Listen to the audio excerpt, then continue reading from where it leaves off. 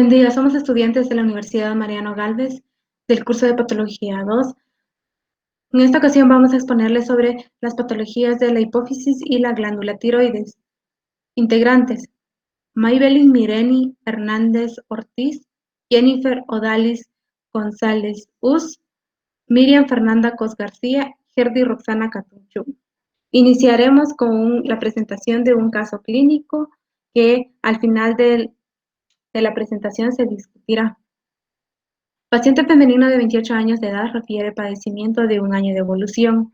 Tiene un antecedente de haber sido tratada con tiamazol por 6 meses y posteriormente la aplicación de gotas vía oral en un laboratorio de su ciudad, caracterizado por astenia, adinamia, hiporexia, resequedad en la piel, aumento de peso, estreñimiento, bradipsiquia y bradilalia. Muestra de estudios del laboratorio con hemoglobina de 11 miligramos por decilitro, glucosa de 84 miligramos. ¿Cuál es el posible diagnóstico de este caso? De los estudios de gabinete, ¿cuál sería el de mayor utilidad en este caso y por qué? Hipófisis, formada por dos componentes diferentes en el aspecto morfológico funcional, que serían adenohipófisis y neurohipófisis. Adenohipófisis se diferencian por 6 tipos de células en ella.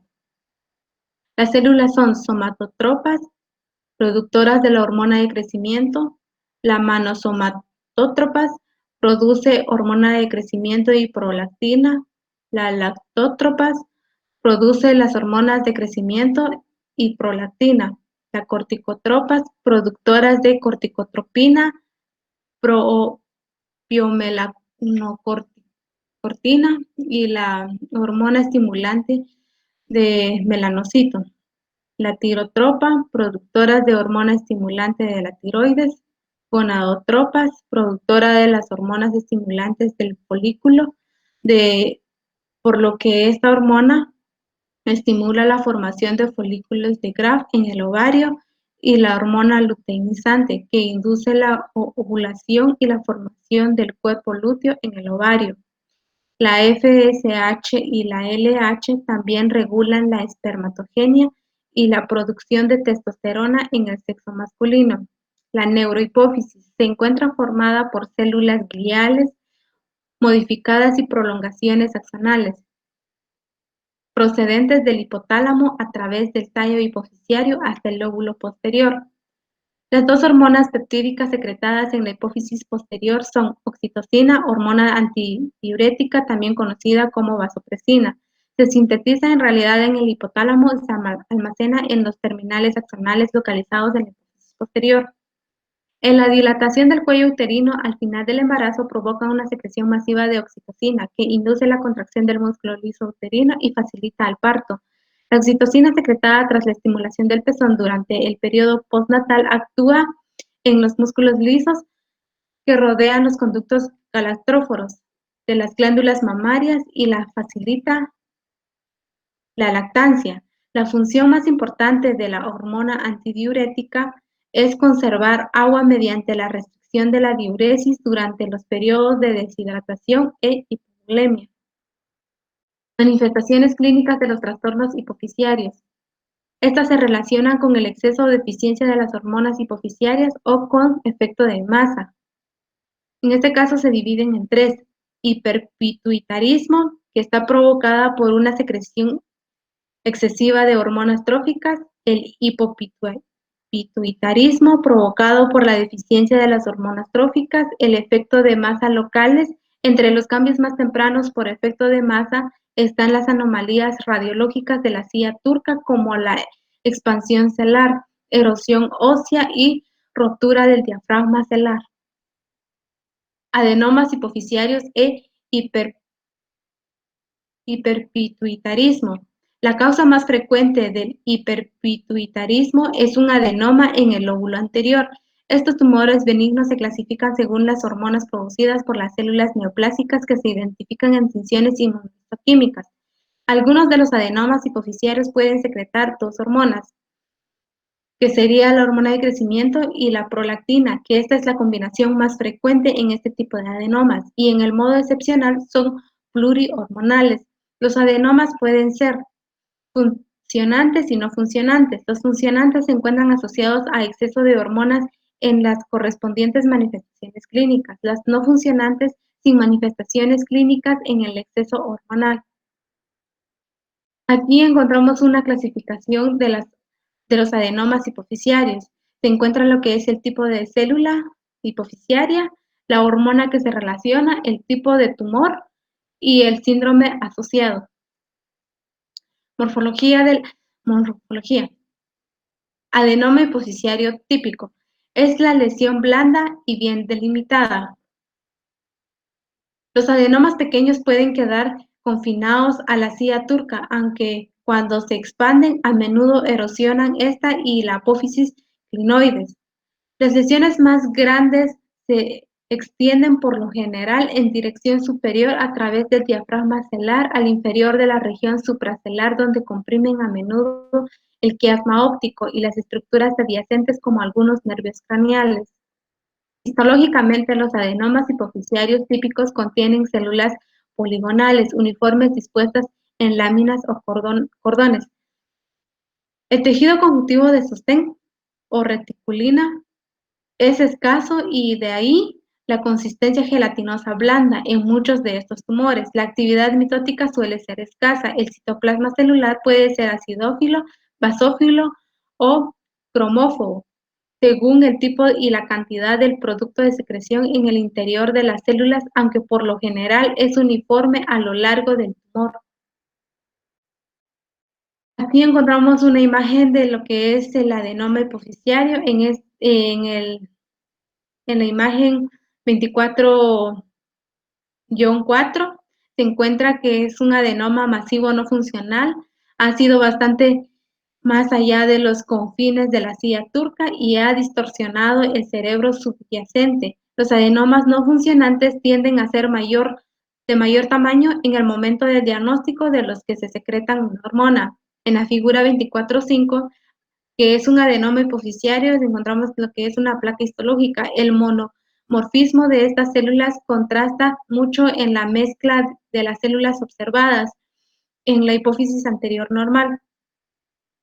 En esto se encuentra también la ausencia del entramado de la reticulina.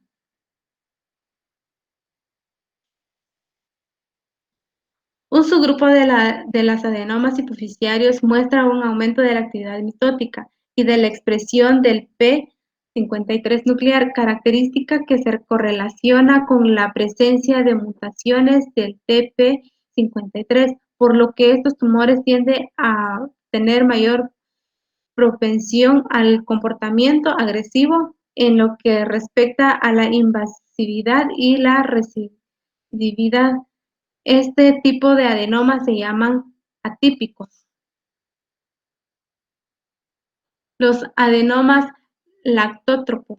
Adenomas secretores de la prolactina son el tipo más frecuente de adenomas hipoficiarios hiperfusinante y representa el 30% de todos los casos con diagnóstico clínico. Puede ser microadenomas pequeños o tumores expansivos, grandes asociados a un defecto de masa pronunciada. En la evolución clínica de este tipo de adenoma, el aumento de la concentración sérica de prolactina y prolactinemia produce amenorrea, galactorrea y disminución de la libido y esterilidad. El diagnóstico. Este adenoma es más sencillo diagnosticarlo en la mujer que en el hombre, sobre todo entre los 20 a 40 años, presumiblemente por la sensibilidad de la menstruación a la hiperprolactinemia. Casi 25% de los pacientes con amenorrea tienen un prolactinoma. En los hombres y las mujeres mayores, las manifestaciones hormonales son menos aparentes, lo que permite que el tumor alcance un tamaño considerable, macroadenoma, antes de producir manifestaciones clínicas evidentes. Histológicamente, la mayoría de este tipo de adenomas están formadas por células cromóforas con localización yuxtanuclear del factor de transcripción PID1 y se conocen como adenomas lactótropos con granulación dispersa.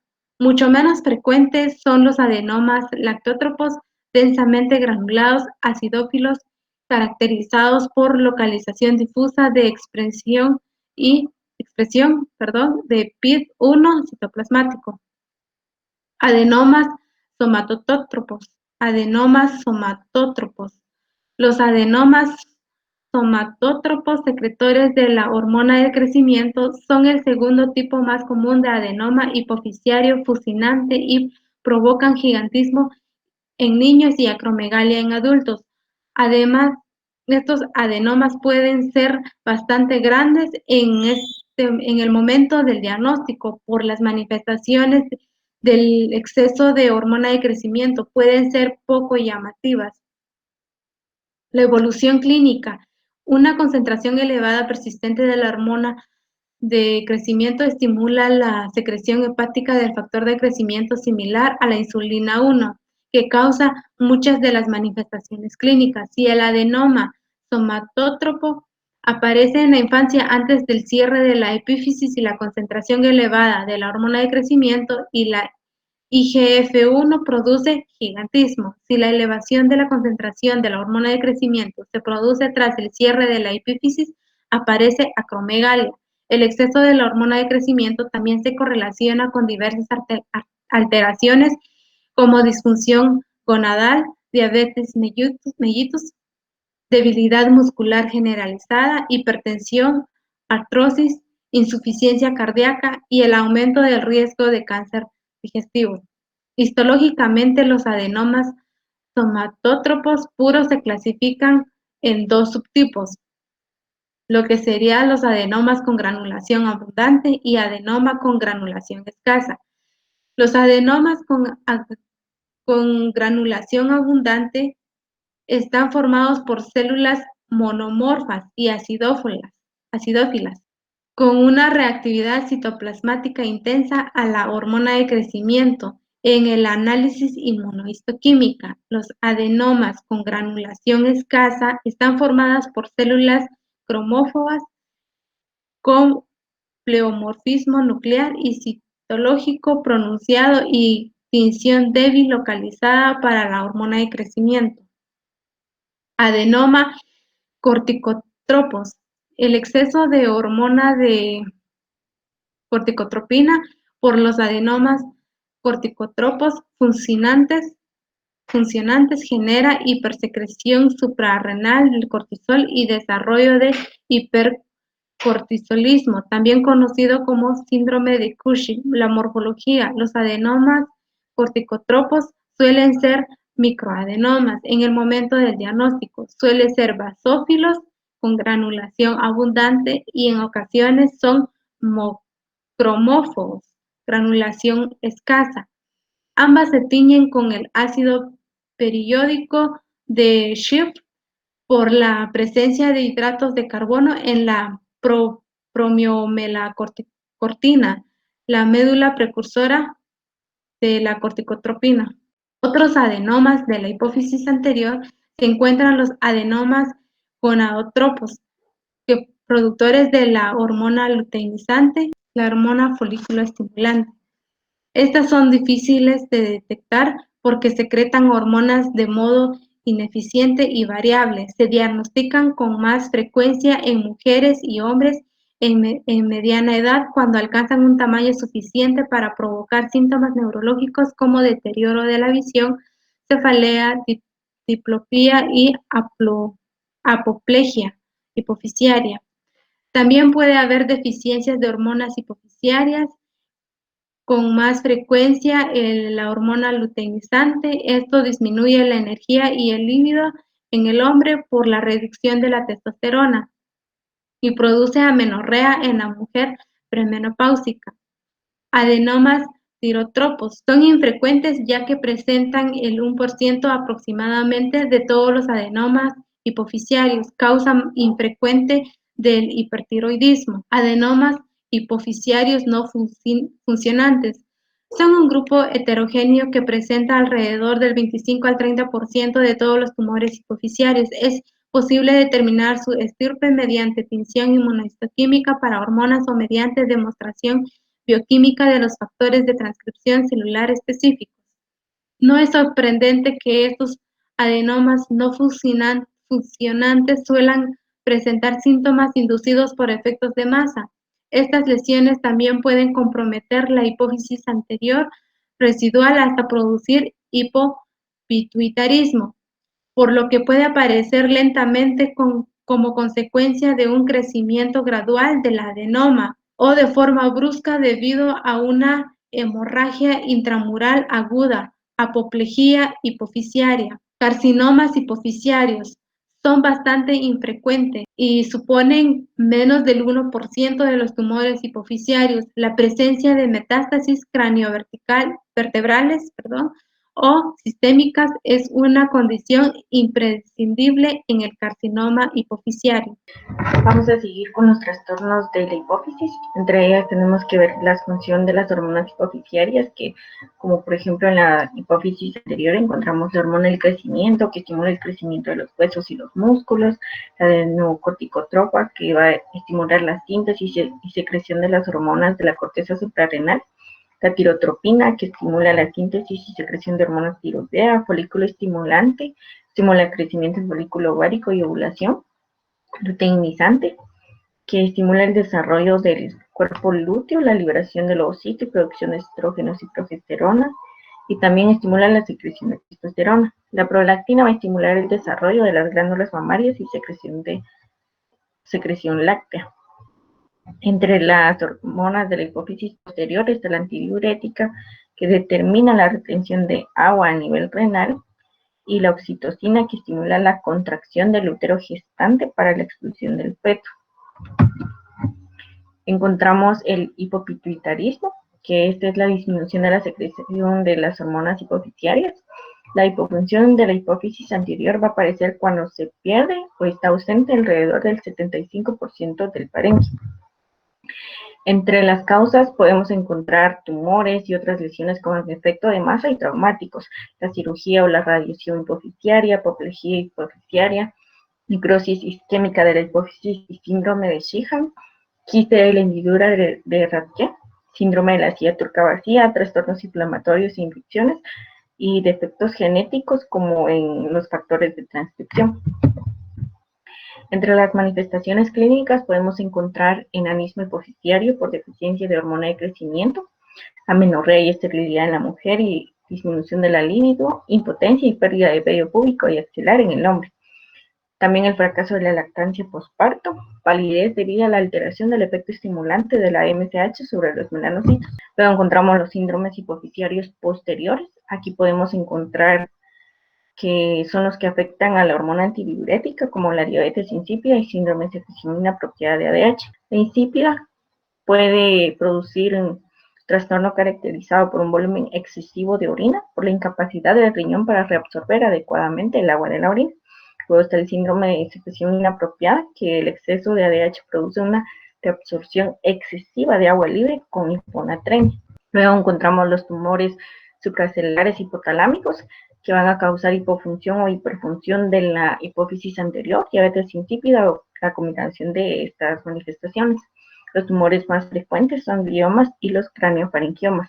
Se van a originar en vestigios residuales de las bolsas de Rathke, y del 1 al 5% de esos tumores van a ser intracraneales. Entre la morfología, se dice que el tamaño va a ser de 3 a 4 centímetros, pueden estar encapsulados y pueden ser sólidos, van a invadir el quiasma óptico o los nervios craneales y abomban el suelo del tercer ventrículo y la base del cerebro. Entre las variantes histológicas vamos a encontrar craneofaringioma adamantimatoso y craneofaringioma papilar. Luego encontramos la glándula tiroides, que esta va a estar formada por dos lóbulos laterales voluminosos conectados por un istmo central relativamente delgado. Se va a localizar habitualmente por debajo y delante de la laringe. Este va a secretar la hormona tiroidea y la función de esta hormona va a estimular el catabolismo de hidratos de carbono y lípidos y de la síntesis de proteínas en una amplia gama de células. Luego, lo que necesitamos saber es, por ejemplo, qué ayuda a regular, como el funcionamiento cerebral, los ojos, el corazón, piel y cabello, el peso, el metabolismo, el funcionamiento de los intestinos y cómo va a funcionar, que este va a estar presente en la sangre, va a decir cuándo producir más o menos hormona, va a utilizar el yodo para producir la hormona tiroidea, y estos se van a presentar en el proceso y se va a producir una cantidad excesiva o insuficiente de la hormona tiroidea. El hipertiroidismo es un estado hipermetabólico causado por una concentración circulante elevada de T4 y T3 libre. Va a estar causada habitualmente por una hiperfunción de la glándula tiroidea. El hipertiroidismo primario y secundario van a designar el hipertiroidismo por una anomalía tiroidea intrínseca o por trastornos ajenos al tiroides respectivamente. Entre las causas podemos encontrar hiperplasia difusa del tiroides asociada a enfermedad de Graves, bocio multinodular, también el adenoma del tiroides hiperfuncional. En la evolución clínica existe un aumento del metabolismo basal, intolerancia al calor, pérdida de peso a pesar del apetito del paciente. Las manifestaciones cardíacas son las primeras y las más frecuentes. Actividad excesiva del sistema nervioso central, cambios oculares, se va a afectar el sistema osteomuscular, va a haber una tormenta tiroidea, que es un inicio brusco de un hipertiroidismo intenso, hipertiroidismo apático. Luego, el diagnóstico de este trastorno es la determinación de la concentración sérica de la hormona folículo estimulante, que va a ser el método de detección selectiva simplemente más útil. En algunos pacientes se va a asociar una elevación predominante de la concentración de T3, en estos pacientes la concentración de T4 respectivamente va a ser baja. Luego encontramos el hipotiroidismo, va a estar causado por una alteración estructural o funcional que interfiere en la producción de la hormona tiroidea. Va a ser un trastorno frecuente, prevalentemente aumenta con la edad y es casi 10 veces mayor en la mujer que en el hombre. Entre los tipos podemos encontrar el hipotiroidismo congénito, que va a estar causado con más frecuencia por una deficiencia endémica de yodo en la dieta. El hipotiroidismo autoinmunitario, como el trastorno de Hashimoto, va a ser la causa más frecuente de hipotiroidismo en las regiones del mundo con suficiente cantidad de yodo. El hipotiroidismo iatrógeno, que va a estar causado por ablación quirúrgica o por radiación.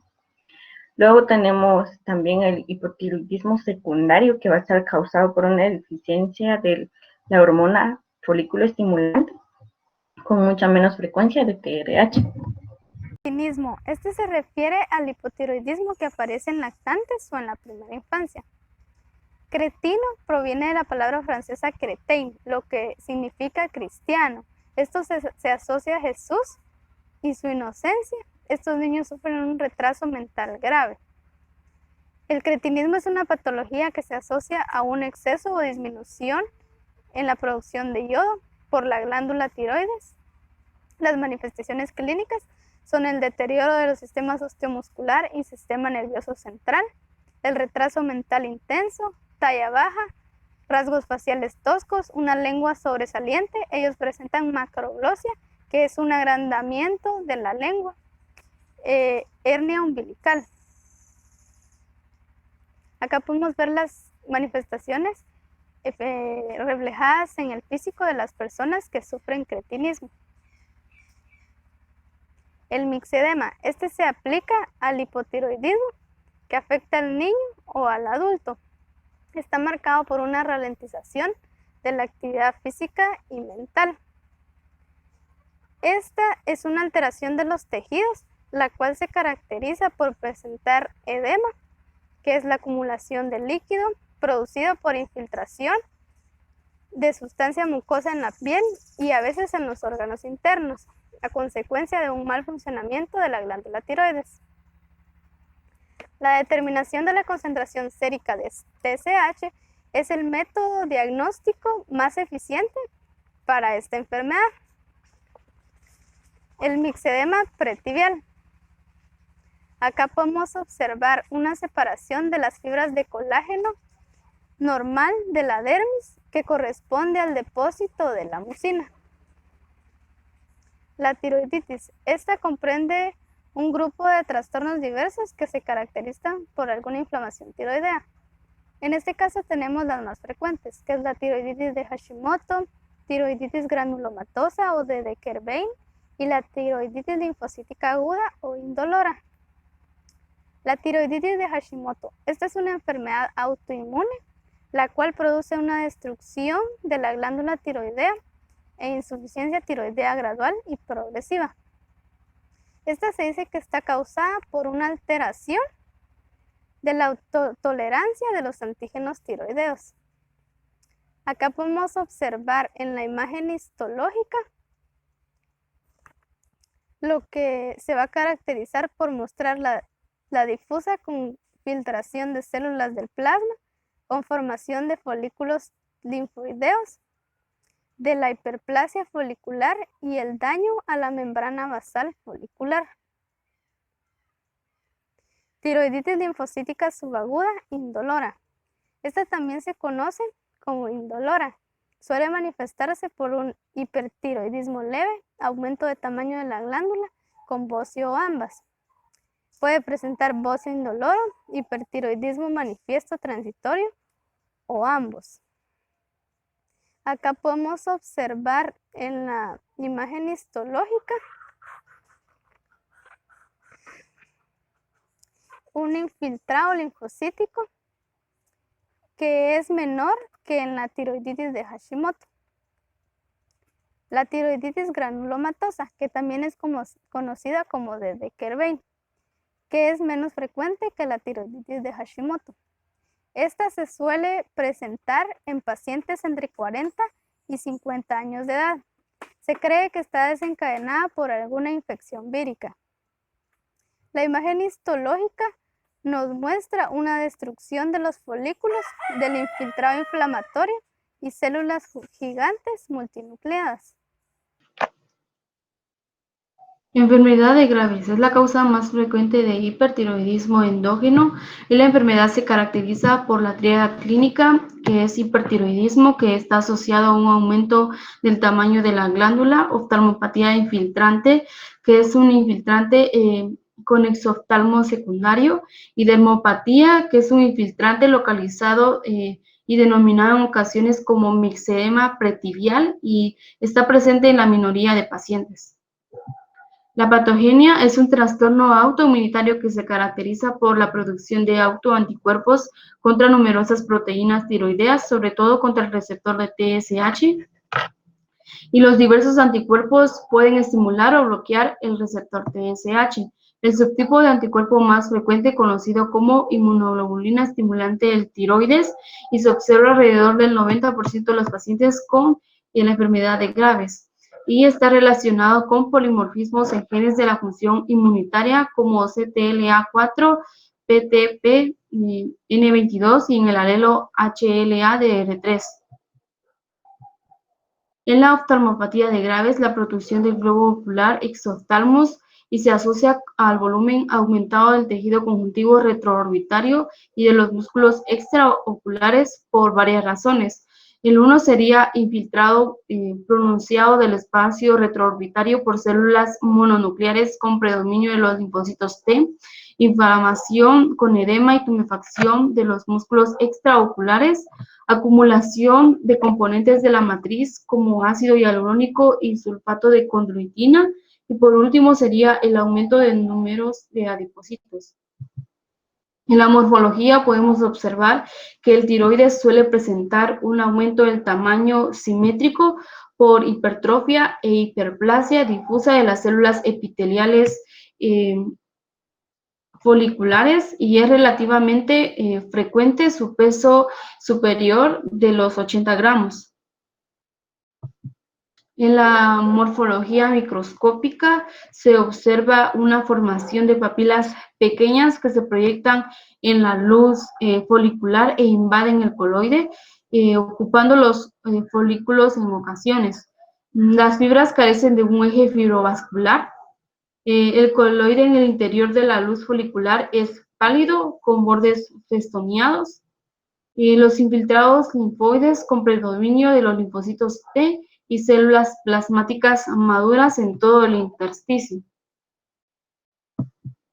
En la evolución clínica se comprenden cambios relacionados con la tirotoxicosis, así como cambios exclusivos de la enfermedad como hiperplasia difusa del tiroides, oftalmopatía y dermopatía. También se puede observar aumento de tamaño tiroideo, hiperactividad simpática, exoftalmos y mixedema pretibial. Eh, el grado de tirotoxicosis es distinto en cada paciente y en ocasiones es menos aparente que en otras manifestaciones de la enfermedad. Vacío difuso y multinodular. Vacío no tóxico difuso. Es el aumento del tamaño de toda la glándula tiroidea sin formación de nódulos. Esta puede ser vacío endémico y esporádico. Se encuentra en las zonas geográficas en las que el terreno de agua y los alimentos tienen baja concentración de yodo. La ausencia de yodo disminuye la síntesis de la hormona tiroidea y provoca un aumento compensador de la TSH con hipertrofia e hiperplasia de las células foliculares y un aumento del tamaño con vacío. El vacío esporádico es menos frecuente que el endémico y tiende a predilección por la mujer y una incidencia máxima en la pubertad o al inicio de la edad adulta. La evolución del vacío no tóxico difuso hay dos fases. Encontramos a la fase hiperplásica y la fase de involución coloidea. En la fase hiperplásica existe un aumento del tamaño difuso y simétrico de la glándula. No suele sobrepasar un peso de 100 a 150 gramos. Los nódulos están tapizados por las células cilíndricas apiñadas y pueden apilarse y formar proyecciones similares a la de la enfermedad de Graves. La acumulación no es uniforme en toda la glándula. La evolución clínica, la mayoría de las personas mantienen un estado eutiroideo. Las manifestaciones clínicas están relacionadas principalmente con los efectos de la masa por aumento del tamaño de la glándula tiroides. En los hallazgos clínicos de laboratorio encontramos concentración T3 y T4 normal y TSH suele estar elevada. Vacío multinodular, casi todos los vacíos simples de larga evolución se convierten en vacíos multinodulares y se produce un aumento del tamaño más extremo del tiroides y se confunde con una neoplasia con más frecuencia que cualquier otro trastorno tiroideo. La morfología macroscópica, en que encontramos la figura A, muestra una glándula con nódulos dispersos con zonas de fibrosis y cambios quísticos. En la figura B encontramos un nódulo hiperplásico con compresión del parénquima tiroideo residual en la periferia. Evolución clínica, los signos clínicos predominantes son los causados por los efectos de la masa. El vacío suele causar una obstrucción de la vía respiratoria, disfagia, compresión de los vasos grandes en el cuello y la región superior del tórax. La mayoría de los pacientes son eutiroideos o tienen un hipertiroidismo subclínico. En una minoría considerable puede aparecer un nódulo autónomo en un vacío de larga evolución y puede producir hipertiroidismo, o también conocido como vacío nodular tóxico o enfermedad de Plummer. Neoplasias del tiroides. Criterios clínicos sobre un nódulo tiroideo. Los nódulos solitarios tienen más probabilidad de ser neoplásicos que los nódulos simples. Los nódulos en pacientes jóvenes tienen más probabilidad de ser neoplásicos que en pacientes mayores. Los nódulos en el hombre tienen más probabilidad de ser neoplásicos que en la mujer.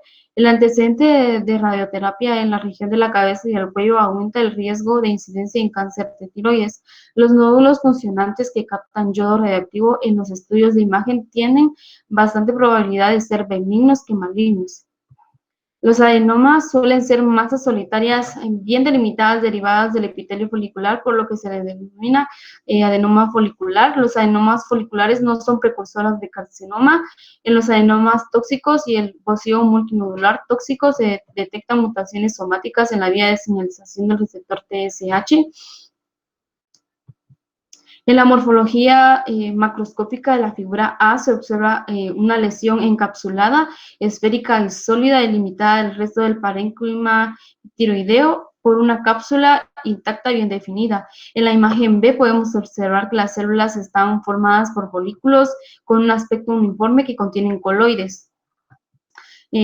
En ocasiones se puede observar a las células neoplásicas que tienen un citoplasma granular eosinófilo, a lo que se le llama cambio exifílico o adenoma de la célula de Hurley. Las características clínicas, muchos adenomas foliculares se manifiestan como masas indoloras y unilaterales que se descubren a menudo durante la exploración física convencional. Las masas más grandes pueden producir síntomas locales como dificultad para tragar. Los adenomas no funcionantes captan menos yodo radioactivo que el parénquima tiroideo normal. Las técnicas utilizadas para evaluar la sospecha de adenomas son ecografía, punción, aspiración de aguja fina, análisis histológico minucioso de la pieza extirpada. Carcinomas. Subtipos principales de carcinoma tiroidea. Encontramos carcinoma papilar, que son los más frecuentes y se suponen el 85% de todos los casos. Se muestran lesiones solitarias o múltiples, en algunos casos bien circunscritos o incluso encapsulados, y otros pueden infiltrar el parénquima adyacente con borde y poco delimitado. La mayoría de los casos presentan mutaciones con ganancia de función que afectan a los genes que codifican las tirosinas sinasas receptoras RET o NTRK1 o en la serina trionina sinasa BRAF. Carcinoma folicular representa del 5 a 15% de los cánceres tiroideos primarios y son nódulos únicos que pueden estar bien circunscritos o ser ampliamente infiltrantes y se asocian a mutaciones adquiridas que activan el RAS o el brazo PI3K AKT. El carcinoma anaplásico son tumores indiferenciados del epitelio folicular tiroideo, que representa a menos del 5%. Estos tumores son muy agresivos y mortales y pueden surgir de modo espontáneo o con más frecuencia ser una desdiferenciación. Alteraciones moleculares son RAS o PIK3CA. Otros cambios genéticos pueden ser la inactivación del TP353 o las mutaciones que activan a la beta-catenina. Carcinoma medular, en las neoplasias neuroendocrinas son derivadas de las células parafoliculares o de las células C del tiroides y suponen alrededor del 5% de las neoplasias tiroideas. Los carcinomas medulares tiroideos familiares aparecen en una neoplasia endocrina múltiple de tipo 2 y se asocian a mutaciones en la línea germinal del protooncogen RET con activación constitutiva. ¿Cuál sería el diagnóstico para nuestro caso? Hipotiroidismo, ya que se muestra una disminución del metabolismo presentándose síntomas como astenia, adinamia, aumento de peso y estreñimiento, así también una disminución del habla y del pensamiento.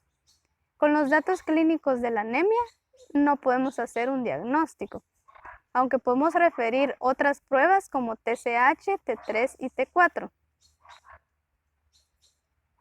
De los estudios de gabinete, ¿cuál sería de mayor utilidad en este caso y por qué? Tenemos la ecografía tiroidea, la cual nos permite visualizar la glándula e identificar nódulos tiroideos que pueda presentar alguna anomalía.